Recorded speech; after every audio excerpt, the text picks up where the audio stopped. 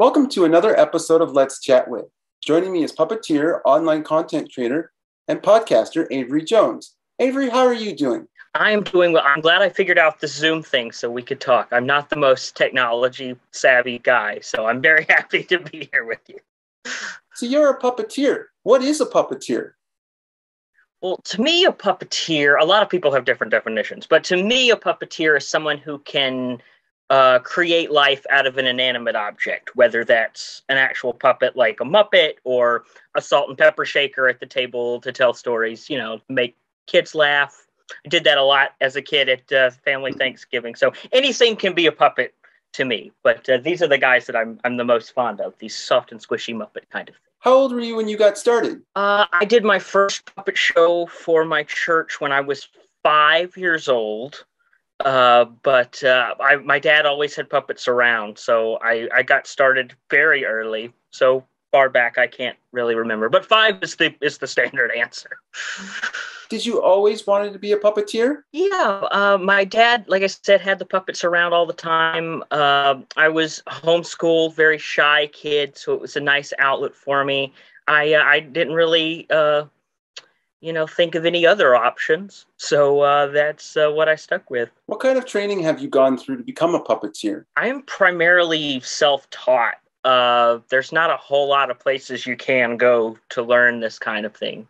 But I have taken a few workshops with the guys from Sesame Street up in New York. I've done a couple of those, but that was fairly recently compared to how long I've been doing this. But everything's pretty much self-taught and watching some of the greats on VHS, all those Muppet videos, and playing them over and over, trying to figure out how things work. What was it like working with the Children's Television Workshop? Oh, that was super fun. I believe there were 50 of us in the workshops that they selected to come in, and I got to work with guys like Marty Robinson, who's Snuffy and Telly, and Peter Lenz, who's Ernie now, and Matt Vogel, who's Kermit and Big Bird and the Count and all those things. That's absolutely my favorite thing to do, getting to go up and play with other people that are just excited to be there as I am. Who do you look up to as a mentor? I consider like every video I watch online, I learn something from. So I don't necessarily have one particular mentor, but if there's a style or a character, a way of developing characters that I look up to, which would be Matt Vogel would be one of those, because he's great at having fun with the character and staying within the boundaries of that character without going too silly, too sappy, any of those things. He's absolutely great, and he is hilarious. What advice would you have for somebody who wanted to perform as a puppeteer? Just try. Give it a shot. We have so many pieces of technology available to us now. TikTok is a great way to, learn how to make content, and there's so many tools out there now. Just find a way to make something. It doesn't have to be good. You don't even have to show it to anybody, but just make something. Just start, and you'll be on a good path. Speaking of content, you have a YouTube channel called Inside My Brain, and also a TikTok as well. Tell me about that. What can people see on that? Oh, I try to do a little bit of everything on there. I love doing sketches, primarily, is the thing that I love to do. And that's the thing I'm hoping to do more of in this coming year, is I've got a bunch of projects that are sort of half finished around the shop here for those things. But sketches and vlogs, a lot of Disney content. My wife and I go to Disney a lot. So it literally is the things that I have rattling around in my brain. There's really no rhyme or reason to it other than that. In many of your videos, you have a bunch of your own character performing. Can you tell me about them, and how many do you have, and how did you come up with them? Oh gosh, I have so many characters. I don't even know where to start. Some of my favorites, this guy right here, I don't know how well you can see. His name is Brody. He's one of my very favorite characters I do on the channel. He's a vlogger himself, and he's not very good at it. He's one of my favorites. I've got, so many. There are too many characters to rattle off now for you, but he's probably one of the ones that I've been spending the most time with lately. Do they represent you in any particular way? I would say so. There's got to be some sort of truth to these characters. Sometimes they're not necessarily me. They're family members or people I've seen out in public or people I've worked with in the past. I'm a kind of a mimic with crazy voices. So if I hear someone out in the world, I'm going to bring that voice back, and it's going to turn into something at some point. But I think they're all part of me. They're all in there somewhere. You said earlier that you and your wife do some Disney content. Like you guys, I've seen your videos. You guys dress up as some characters and do the puppetry there. Why? It's something that she is a wonderful costumer. She makes costumes. She works in theater, and we've been doing some photo shoots and meets for kids. And did a lot of virtual meets over lockdown and shutdown and all of those things as Elsa and Cinderella and those different characters. And the puppets are a great way to bring some fantasy into that. But the Disney stuff, it just seems to make everybody happy, and that's why we do it. It makes us happy. And we like making other people happy as well. R.L. Stine, the famous American author, created the villainous character Slappy the Dummy for his book series called Goosebumps. In 2015, 2018, you got to puppeteer him for the live-action Goosebumps movie and its sequel. What was it like when they asked you to take part? That was a very crazy experience. It happened so fast for me. I got a friend of a friend sent me a listing on Facebook that they were having auditions for a puppeteer, and I was one of the 6 guys that showed up that day. And several callbacks later, they called me one morning and they were like, "You are in. You're going to Detroit tomorrow to meet with the builders to build the puppet." So it was a whirlwind. I didn't technically process it till everything was over, I think. But seeing now, because I didn't grow up with those books myself, so seeing now the Goosebumps, the reach that Goosebumps has beyond the movies, the books, the show, everything, it's crazy that they let me come in and play. But I'm very happy about it. What was it like on set for you doing the puppeteering in front of all those big giant movie cameras?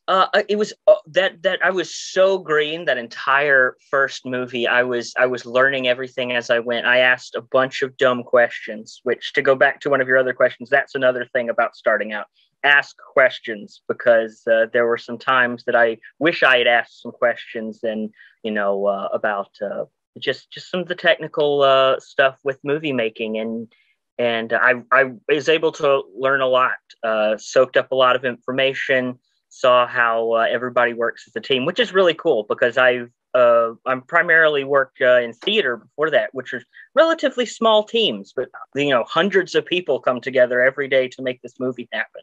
So it was great to see all of those. I love teamwork stuff, so all of those guys coming together to make one little piece of a movie happen was great. Do you hope to get asked to do more movie puppeteering and stuff like that? Oh, absolutely. I've not pursued it yet, but it's something I'm definitely interested in. There's a big movie community in Atlanta, about 2 hours from where I live. So I don't have to, commute all the way across the country like I would a couple of years ago. But yeah, I absolutely hope there's some more puppet stuff out there in the world. And there's a resurgence of puppets on streaming. Fraggle Rock has come back, and the Dark Crystal series.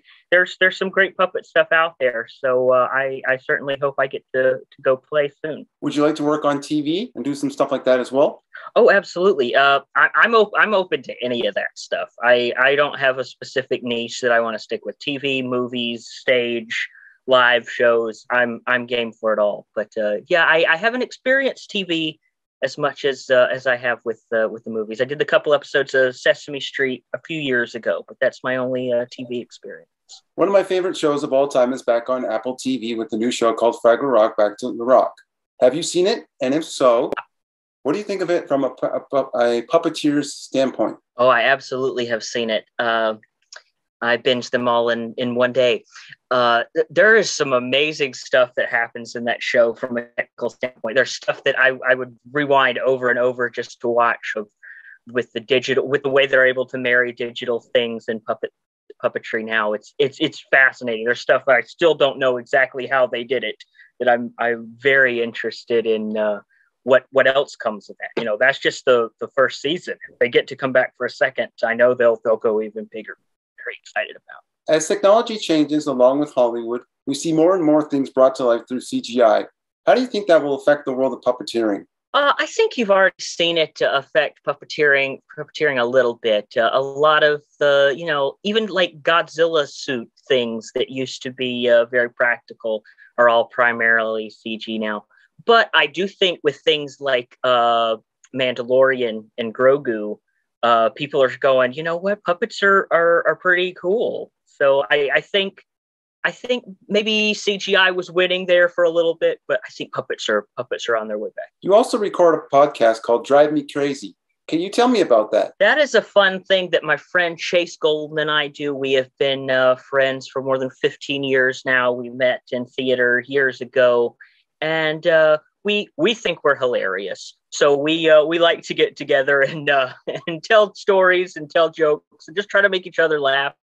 And we just recently started turning a microphone on for that. So it's a lot of nonsense and silliness from two guys who have been friends for a very long time. And I hope other people think we're as funny as we are. Why did you start the podcast? I've done a lot of listening to podcasts while I work here in my shop. It's something that I got in the habit of doing many years ago. And I listened to a lot of podcasts from Kevin Smith, and a lot of his shows where they geek out about movies and comic books and things like that. And I always wanted to sit down with those guys that I was listening to, because I have opinions and things as well about all of those nerdy things that we all love so much. So I seized the opportunity after I saw Kevin Smith live talk about making podcasts and what it can do for you, and just to give you the outlet. And I decided that Chase and I should be the two to start off there. We've got more. I'm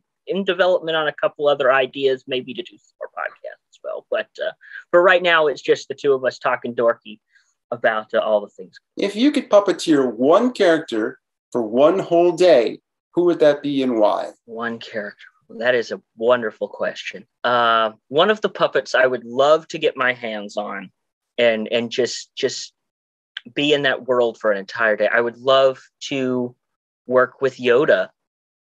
I think that would be a great, again, it's the teamwork thing. There's several puppeteers that go together to make that character. I think Yoda is a great puppet. And when they brought him back for Last Jedi, I believe, the puppet is absolutely beautiful. And I definitely love to work with Yoda. And finally, where can people find you on Facebook, Twitter, YouTube, or TikTok? Well, I'm easy to find on all of those things. I am Inside My Brain Comedy across the board on any social media you can think of, probably there. And if I am, it's Inside My Brain Comedy. Well, thank you, Avery, for joining me on this episode of Let's Chat With. Thank you very much for having me.